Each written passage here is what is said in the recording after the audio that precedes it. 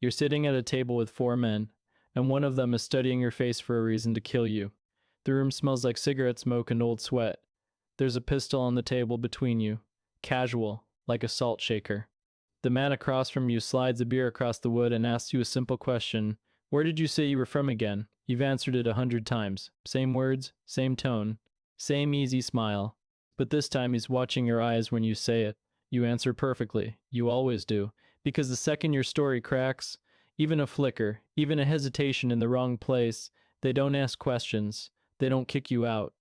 They walk you into a back room and you don't walk out.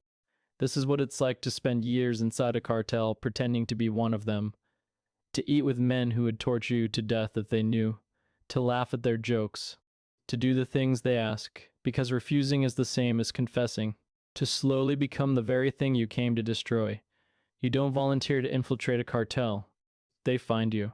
And they choose carefully, because most agents don't survive this work. Maybe you're a field officer with the right look, the right accent, the right willingness to disappear into a life that could kill you. Maybe you grew up between two worlds and can move through both without leaving a trace. Whatever it is, a senior officer sits you down one day and lays it out slowly so you understand what you're agreeing to. The cartel has killed more people than most wars. It moves drugs and money across borders the way ordinary businesses move groceries. Conventional intelligence has failed. Informants get exposed. Surveillance gets burned. The cartel's reach inside law enforcement is so deep that any operation more than two people know about gets leaked within hours. So they want someone inside. Not for weeks. For years.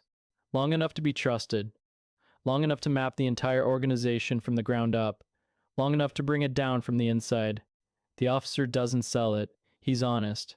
Most agents we send in don't come back. The ones who do come back aren't the same. Are you in? You say yes. You don't yet understand what you've agreed to. You spend a year being unmade and remade. They build you a legend, complete past with the kind of background a cartel respects, maybe a small-time criminal record that checks out, maybe a job in the right industry, in the right city, with the right people who'll vouch for you because they've been paid or pressured to. Every document, every reference, every story has to survive the cartel's own investigation, and a cartel investigates everyone. You memorize the legend until it's reflex. Your fake mother's name, the street you grew up on, the school you went to, the first job you held. You rehearse these answers until you can give them all half asleep, while drunk, while terrified, because any one of those situations might be exactly when they test you. You learn the cartel's world, the slang, the codes, the unwritten rules, who you can disrespect and who you absolutely cannot, how to read the body language of a man deciding whether you live or die. You learn the specific way criminals carry themselves, talk to each other, move through a room, spend too much time looking like a cop, and you die. Try too hard to look like a criminal, and they spot it instantly. And then they cut you off. No more handler meetings. No regular check-ins. Communication only through dead drops. A chalk mark on a wall. A folded paper under a brick. For the next several years, you're alone in the dark. The handler back home is a phantom you'll see maybe once a year, if at all. You're ready. As ready as anyone can be for what comes next. You don't walk up to a cartel and ask for a job. You make them recruit you. You move to the city. You start living the legend. You take a small job, bar work, garage work, something that puts you near the people who orbit the cartel's edges. You spend months being seen, being normal, being a guy nobody pays attention to. You make friends with the wrong people, carefully, the way a careful man drifts into bad company. You do small favors. You move a package without asking what's in it. You hold a gun for someone for a night. You don't ask questions. You don't refuse. You don't seem too eager. Eager is what cops are. You're just a guy who needs money and doesn't mind getting his hands dirty. It takes months. Then someone introduces you to someone who introduces you to someone. You meet a mid-level man who looks you up and down and asks where you're from and what you've done. You answer perfectly.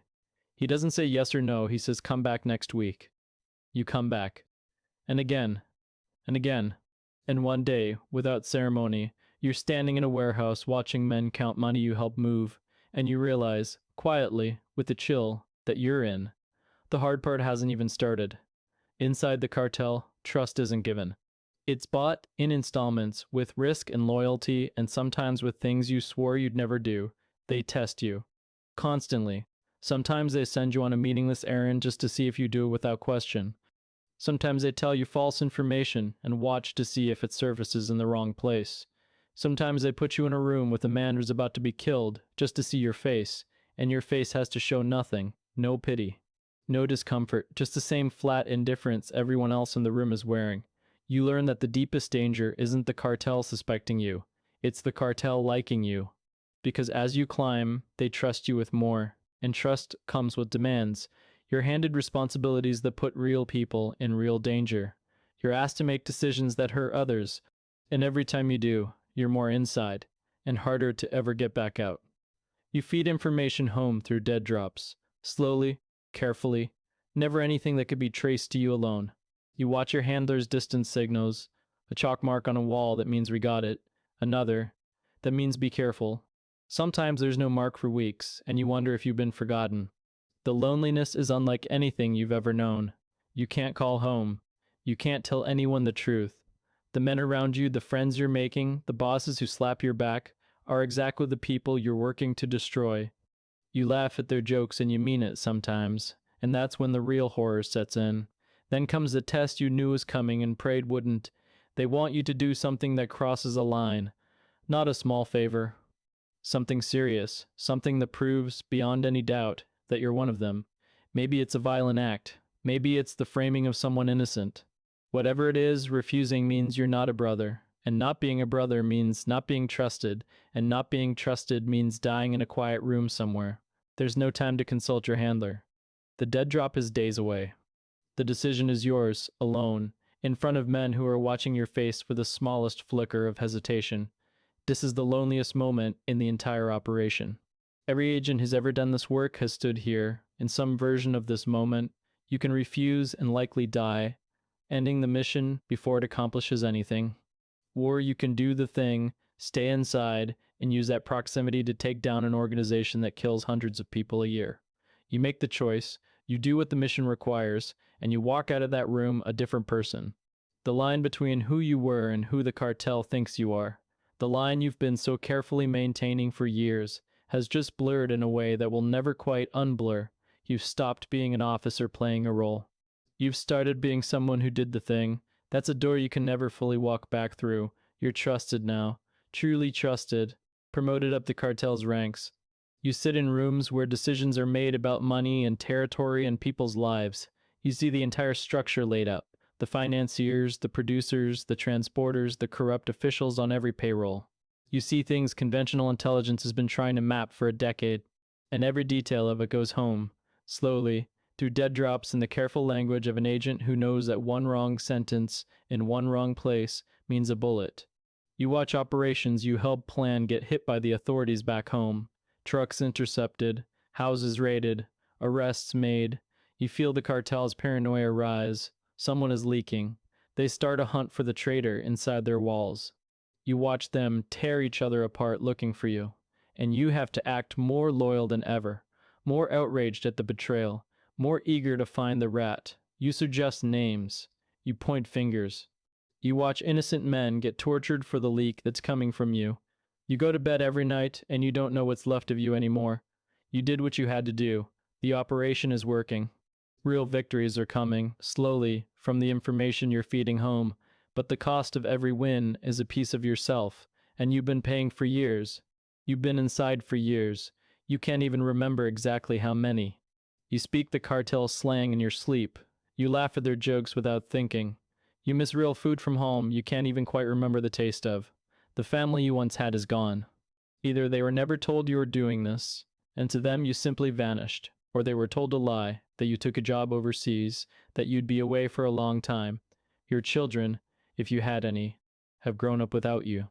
Your spouse has built a life around your absence. By the time you come out, if you come out, you'll be a stranger to everyone who once knew you.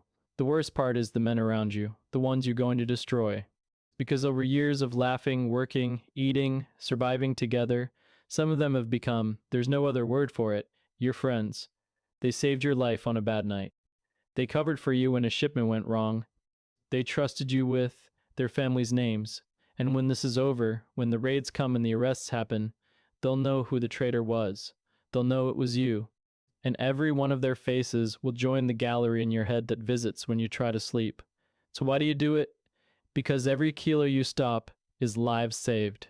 Every operation you bring down is a piece of a machine that has destroyed entire neighborhoods, entire towns.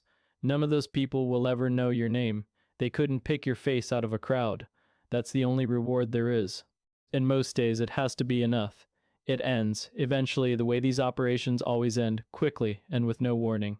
The signal comes through a dead drop. Tomorrow, at a specific time, the authorities move on every target you've mapped. Hundreds of arrests. Tons of products seized. Years of work, finally collapsing the structure you've spent a lifetime inside. You have a few hours to disappear. You don't say goodbye to anyone. You don't pack anything that's truly yours. You walk out of your apartment with the same flat indifference you've worn for years, get into a car that's waiting for you, and the legend is over. The man the cartel knew is gone, as if he never existed, because in a way, he didn't. Hours later, the raids hit. The cartel's leaders are arrested. The empire cracks. And somewhere in their cells, those men spend the rest of their lives trying to figure out who the traitor was, sometimes suspecting you, sometimes not. Some of them go to their graves, never knowing for certain that the friend they trusted was the agent who ended them. You brought home, you're debriefed for months. You're given a new name, a new life in a new place, because the cartel's reach is long, and they will keep looking for you for the rest of your days. And you start the strangest part of all, trying to remember who you were before the legend, and finding that the man who walked into this work, all those years ago, doesn't quite live in you anymore. Years later, you're sitting in a cafe in a quiet city in a country far from any of this. A younger man catches your eye across the room, fit, alert, watchful in a way most civilians aren't. He's meeting someone older, listening intently, nodding slowly. You recognize the moment for what it is. You've sat in that exact chair on the receiving end of that exact conversation a lifetime ago. You could walk over. You could tell him everything. The years of dead drops, the friends you betrayed, the line you crossed and never fully crossed back. The man you used to be, who didn't quite survive the work, but you won't, because he doesn't know you exist, doesn't know that the gray man at the corner table once sat inside one of the most violent organizations on earth and walked out alive, and he never will. That's the rule. It's always been the rule. The world is kept slightly less terrible by people who become monsters in order to stop them, who eat with killers and laugh at their jokes and bring them down from the inside, who lose themselves on purpose so that strangers can sleep safer. You finish your coffee. You leave exact change. You walk out into a sunlit street full of people who'll never know your name, and the cycle begins again.